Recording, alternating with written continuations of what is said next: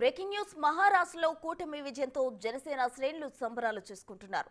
జనసేన అధినేత AP deputy CM Pawan Kalyan మహారాష్ట్రలో ప్రచారం చేసిన అన్ని చోట్ల ఎన్డీఏ కూటమి విజయం సాధించడంతో ఆ పార్టీ కార్యకర్తలు మంచి జోష్లో ఉన్నారు. దక్షిణాదిలోనూ పార్టీని విస్తరించేందుకు ఇదే అవకాశమనే భావనలో పార్టీ శ్రేణులు ఉన్నట్లు తెలుస్తోంది.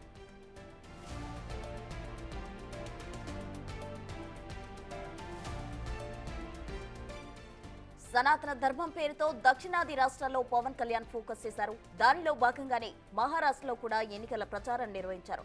భవిష్యత్తులో ఆయన దేశవ్యాప్తంగా ప్రచారం నిర్వహించే యోచనలో ఉన్నట్లు తెలుస్తోంది. ఈ ఎన్నికల్లో బీజేపీకి స్టార్ క్యాంపెయినర్ గా పవన్ ప్రచారం చేశారు. హిందుత్వవాదిక అంశాన్ని ఎన్డీఏ కూటమి వినియోగించుకుందని రాజకీయ వర్గాలు భావిస్తున్నాయి.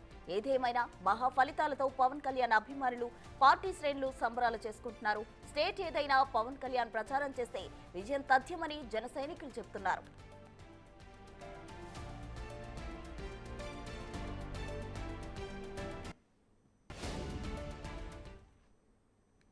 మహారాష్ట్రలో కూటమి విజయంతో జనసేన శ్రేణులు సంబరాలు చేసుకుంటున్నారు. దీనికి సంబంధించి మరింత సమాచారం మా ప్రతినిధి శివ అమరావతి నుండి లైవ్ లో అందించేందుకు సిద్ధంగా ఉన్నారు. శివ, చెప్పండి. అయితే జనసేన పార్టీ నేత పవన్ కళ్యాణ్ ఏ ప్రాంతాల్లో అయితే ప్రచారం చేశారో అక్కడ విజయాన్ని అందిపుచ్చుకుంది ఎన్డీఏ కూటమి. అయితే గతంలో లేని ఎక్కడ విజయం చెవి చూడని ప్రాంతాల్లో కూడా విజయాన్ని అందుకుంది. దీనికి సంబంధించిన పూర్తి వివరాలేంటి శివ? ప్రస్తుతం మొత్తం మీద చూసుకుంటే భారతదేశ రాజకీయాల్లో పవన్ కళ్యాణ్ ఒక శక్తిగా ఎదిగిపోయే పరిస్థితులు కనిపిస్తున్నాయి. ఎన్డీఏకి స్టార్ క్యాంపెయిన్గా కంటే కూడా బీజేపీకి దేశవ్యాప్తంగా స్టార్ క్యాంపెయిన్గా జనసేన అధినేత ఆంధ్రప్రదేశ్ ఉప ముఖ్యమంత్రి పవన్ కళ్యాణ్ మారబోతా ఉన్నాడు. ఇప్పటికే ఆంధ్రప్రదేశ్తో పాటు తెలంగాణలో ప్రచారం చేసిన పవన్ కళ్యాణ్ తాజాగా మహారాష్ట్ర ఎన్నికల్లో ప్రచారం చేశారు. ఆయన చేసిన ప్రచారం బల్లార్పూర్, పూణే, డెక్లరు, షోలాపూర్, లాతూర్లో ప్రచారం నిర్వహించారు. అలాగే ప్రధానంగా చూసుకుంటే ఆయన ఎక్కడైతే 5 నుంచి 6 చోట్ల ప్రచారం చేశారో ఆ 6 చోట్ల కూడా బీజేపీ ఘన విజయాన్ని సాధించింది. ప్రధానంగా చూసుకుంటే మహారాష్ట్ర ఎన్నికలకు సంబంధించి కూడా పవన్ కళ్యాణ్కి పెద్దగా రాష్ట్రంపై కానీ పట్టు కానీ అవగాహన కానీ జీరో నాలెడ్జ్ అని చెప్పుకోవచ్చు. కానీ పవన్ కళ్యాణ్ సనాతన ధర్మం పేరుతో కూడా ఆయన దేశవ్యాప్తంగా కూడా ఒక స్టార్ క్యాంపెయిన్గా బీజేపీకి మారబోతున్నారు. హిందుత్వాన్ని బీజేపీ ఏజెండాగా పెట్టుకున్న నేపథ్యంలో దానికి స్టార్ క్యాంపెయిన్గా పవన్ కళ్యాణ్ రానున్న రోజుల్లో ఉండబోతున్నారు.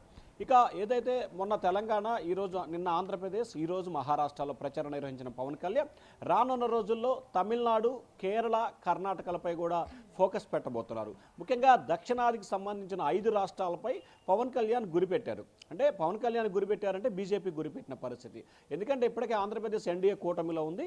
ఇక కర్ణాటక, కేరళ, అలాగే తెలంగాణకు సంబంధించిన రాష్ట్రాలతో పాటుగా మిగిలిన తమిళనాడు రాష్ట్రాలపై ఫోకస్ పెట్టాల్సిన పరిస్థితి ప్రస్తుతం కనిపిస్తూ ఉంది.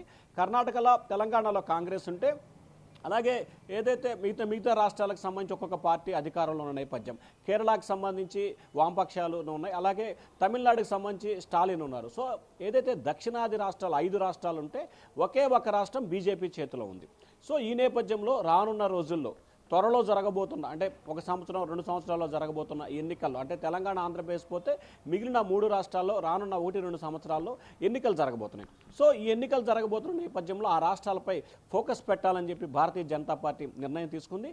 దానిలో భాగంగానే ముందుగా పవన్ కళ్యాణ్ ఏ రాష్ట్రంలో ఎన్నికలు జరిగితే ఆ రాష్ట్రంలో ఆయన్ని వినియోగించుకోవడంతో పాటు ముఖ్యంగా దక్షిణాది రాష్ట్రాలపై ఆయన ఫోకస్ పెట్టాలని చెప్పి బీజేపీ నేతలు నిర్ణయం తీసుకున్న పరిస్థితి కనిపించింది. ఇక పవన్ కళ్యాణ్ ఒక్కసారి ఎప్పుడు ప్రచారం చేయకుండా ఒక్కసారి మహారాష్ట్రలో ప్రచారం చేయటం, ఆయన ఎక్కడైతే పోటీ చేశారో అక్కడ స్పష్టమైన ఆధిక్యత ప్రదర్శించి గెలుపొందడంతో ఆంధ్రప్రదేశ్, అంటే ముఖ్యంగా తెలుగు రాష్ట్రాల్లో పవన్ కళ్యాణ్ అభిమానుల, జన సైనికుల పట్టలేని ఆనందం కనిపిస్తోంది. ప్రస్తుతం చెప్పండి శివ. అయితే పవన్ ప్రచారం చేసిన ప్రతి అసెంబ్లీ స్థానాల్లో అయితే విజయం అందిపించుకుంది ఎన్డీఏ కూటమి. అయితే లాతూర్, డేగ్లర్ అసెంబ్లీ స్థానాల్లో ఇప్పటి వరకు బీజేపీ ఎప్పుడూ గెలవలేదు. ఇది ఫస్ట్ టైం బీజేపీ గెలిచింది. ఇందుకు కారణం పవన్ ప్రచారమే అనుకోవచ్చా? 100కు 100% ఎక్కడైతే గత కొన్ని దశాబ్దాలుగా భారతీయ జనతా పార్టీ, ఇప్పుడు చెప్తున్న మీరు లాసూర్ నియోజకవర్గానికి సంబంధించి ఎక్కడ గెలవని చోట్ల కూడా పవన్ కళ్యాణ్ హిందుత్వవాదానికి సంబంధించి, ముఖ్యంగా చెప్పాలంటే ఆంధ్రప్రదేశ్ రాజకీయ ప్రభావాలు తమిళనాడు, మహారాష్ట్రపై చాలా ఎక్కువగా కనిపిస్తాయి. ఎందుకంటే మనకు పక్కనున్న కేరళ, తెలంగాణ కంటే కూడా మహారాష్ట్రపైనే ఆంధ్రప్రదేశ్ రాజకీయాలు చాలా ఎక్కువగా ఫోకస్ అవుతాయి. ఆంధ్రప్రదేశ్లో కూటమి ప్రభుత్వం ఏర్పడి 6 నెలలు గడుస్తుంటే పవన్ కళ్యాణ్ సూచనలు, సలహాల పేరుతో ప్రజలకు సంబంధించి మంచి పాలన అందిస్తున్నారన్న అభిప్రాయం ఇటు రాష్ట్ర ప్రజలతో పాటు దేశ ప్రజల్లో ఏర్పడింది. సో అందులో భాగంగానే మహారాష్ట్రలో గతంలో ఎప్పుడు గెలుపొందని చోట్ల కూడా ఈరోజు పవన్ కళ్యాణ్ ప్రచారం చేయడంతో ఆ నియోజకవర్గాల్లో గెలుపొంద జరిగింది. వాస్తవానికి పవన్ కళ్యాణ్ 5-6 నియోజకవర్గాల్లో ప్రచారం చేస్తే 1-2 నియోజకవర్గాల్లో ఎప్పుడు కూడా భారతీయ జనతా పార్టీ కానీ ఎన్డీఏ కూటమి కానీ గెలవలేదు. కానీ అటువంటి నియోజకవర్గాల్లో కూడా పవన్ కళ్యాణ్ ప్రచారం చేయడం, అది కూడా భారీ స్థాయిలో ఆధిక్యత ప్రదర్శించి గెలుపొందడం అనేది సామాన్యమైన అంశం కాదు. ఇది ఖచ్చితంగా మహారాష్ట్ర ఎన్నికల నేపథ్యంలో పవన్ కళ్యాణ్ ఇన్ఫాక్ట్ చాలా ఎక్కువ ఉందనేది వాస్తవం కనిపిస్తూ ఉంది.